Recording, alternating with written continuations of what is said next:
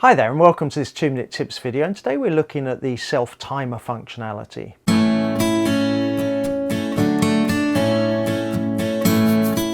So the self-timer is functionality that's been in, I think, pretty much all Nikon digital cameras, although the settings may vary a little. It can be useful not only for taking selfies, but also reducing camera shake when you're using a tripod.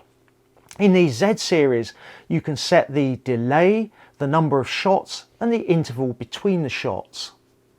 Setting it up is done in the custom settings menu, section C, timers and AE lock, and it's usually around the C2 setting in that menu. In here there are 3 settings as mentioned: the delay between pressing the shutter release and the shutter opening. On the Z8 this is between 2 seconds and 20 seconds. The number of shots, which can be between 1 and 9 shots, and the interval between the shots, which on the Z8 is between half a second and 3 seconds. So this is how we set up what we want the camera to do. To then use these settings, we have to go to the release mode button or dial, depending on your camera, and select the self-timer option. We then need to frame the shot and press the shutter release button. Do note that the timer won't start if the camera doesn't think the shutter can be released. For example, if you've told the camera only release the shutter when focus is achieved and the camera can't achieve focus, then the camera won't begin the sequence of shutter release. Assuming the camera believes it can release the shutter, then the green self-timer lamp will begin to flash during the delay and the camera will take the shots as set.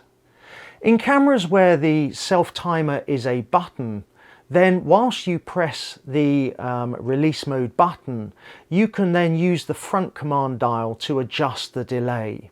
When you're shooting multiple shots, once you press the shutter release, the exposure, aperture, shutter speed and ISO are locked in and can't be adjusted until the end of the sequence. So if the lighting changes, you may find your exposure is out slightly. With focus, it will only refocus if you half press the shutter or the AF on button as applicable. So all of this needs to be thought through when setting up your subject and the shot.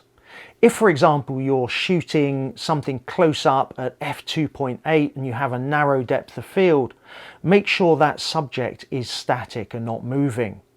If you're perhaps taking a selfie, then mark an X on the ground where you need to stand and shoot with an aperture more like f8 or above.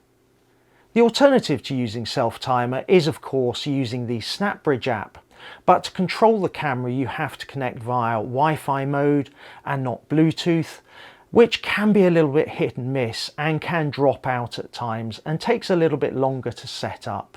So let us know in the comments below, do you use self-timer? How easy have you found it, and what are the settings that you use and the situation you use it for? And as always, I look forward to seeing you in a future video.